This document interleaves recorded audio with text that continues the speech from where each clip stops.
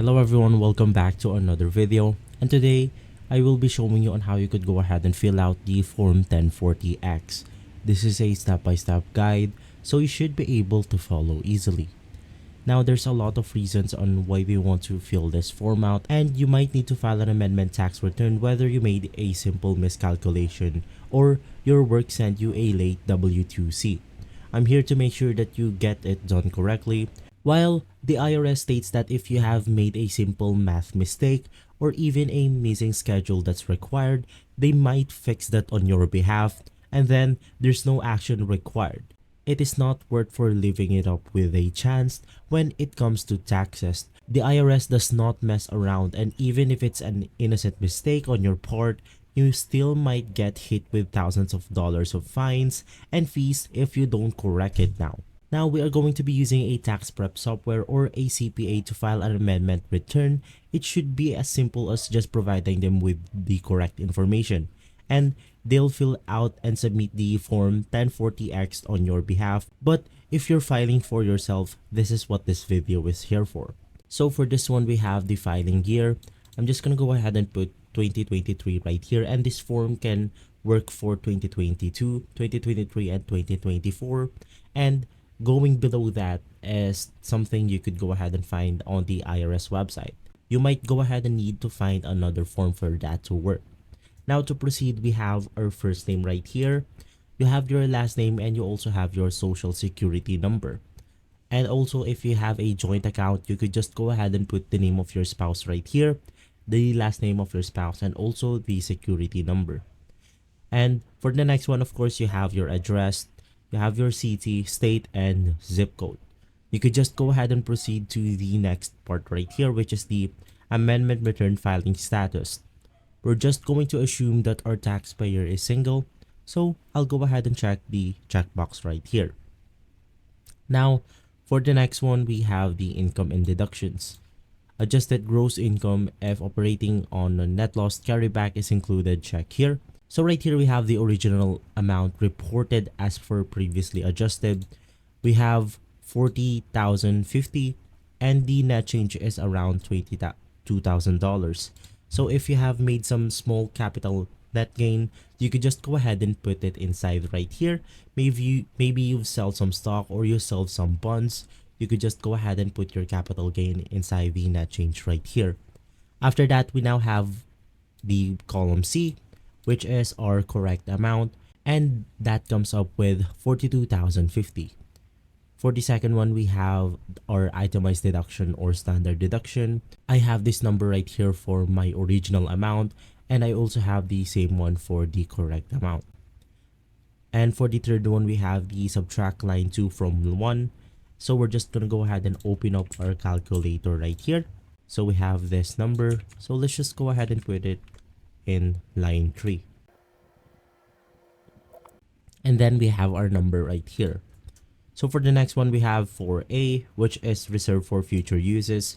This is the IRS just leaving out columns right here for future uses. So let's just go ahead and skip for the next one, which is line 4B, qualified business income deduction.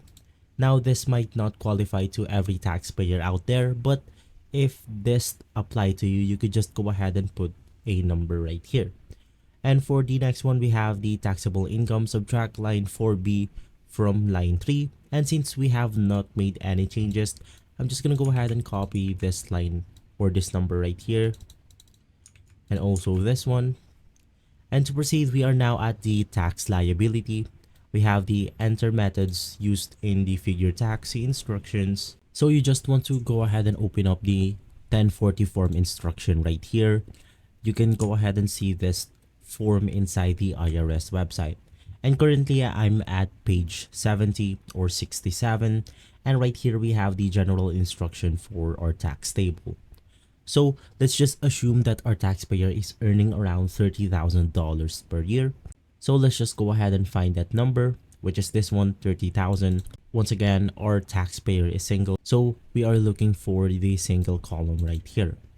We have 30,000. You can just go ahead and meet in the middle of the intersection, and we will go ahead and get this number, 3,383. And for the next one, once again, we have our net change, and let's just say that this taxpayer earns the net change of around 200. So let's just go ahead and put the final number right here, which is 3,383 plus the 200 in the net change. And now we are ready to proceed to the next line, which is line 7. Right here we have the non-refundable credits. If a general business credit carryback is included, you could just go ahead and fill out right here. And for the second one, we have subtract line 7 from line 6. And since we have not made any changes, you could just go ahead and put the same number. And for the next one, we have once again a reserved for future use. You also have your other taxes, and lastly we have our total tax, and we should add line 8 and line 10. So it's this one right here, line 8 and line 10. And once again, since we did not made any changes, I'm just gonna go ahead and copy the exact same number. We are now at the second category, which is the payment. Federal income tax withheld with excess social security with tier 1 or RTA. So you could just go ahead and go through the instruction right here, and you could see for yourself how much is your tax withheld. So in my case, I'm just gonna go ahead and put 4,000 right here, and since we did not made any major changes and we just made some capital gain, I'm just gonna go ahead and leave the second column empty. For the next one, we have the estimated tax payments. This is only applicable for those who are contractor or W3 employees and more, but mostly this will not go ahead and be applied for you. For the next one, we have the earned income credit. Once again, this is not applied on the taxpayer that I'm presenting right here.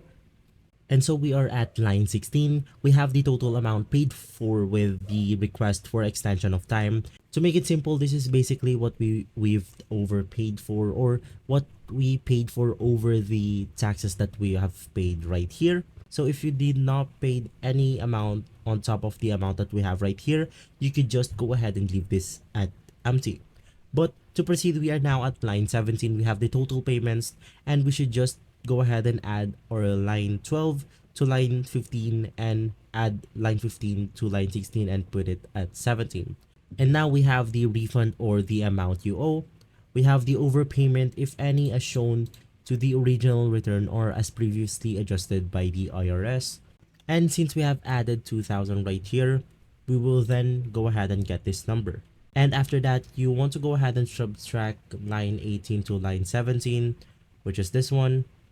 So let's go ahead and open up our calculator once more. So this is the original tax that we owe prior to the filing of our Form 1040X. And so 20 is the amount we owe. If line 11 column C is more than line 19, enter the difference. And so we have line 21 right here. This is only applicable if you have overpaid. And we also have line 22, amount of line 21 you want to be refunded to you. So you could just go ahead and put that number right here. And lastly, we have line 23, amount of line 21 you have to apply for your tax this year. And you also have your estimated tax right here. Now to proceed, we are now at the second page to the dependents. Well, if you don't have any dependents, you could just go ahead and leave this entire section empty. And so we are ready to proceed to the next part, which is our part 2, explanation of changes. So you could just go ahead and explain why do you want to amend your tax return in this one, attach any supporting documents and new or changed form and schedules, and lastly, now we have our signature right here. You have your signature, the spouse signature if it is a joint account, your phone number, email address, the date, occupation, and if the IRS sent you an identity protection pin, you just have to go ahead and enter that right here. You will then be able to fill out the Form 1040X, or what's called the amended US individual tax return. If this video has been helpful for you, please consider by liking and subscribing. I'll make sure to see you again next time. And as always, thank you.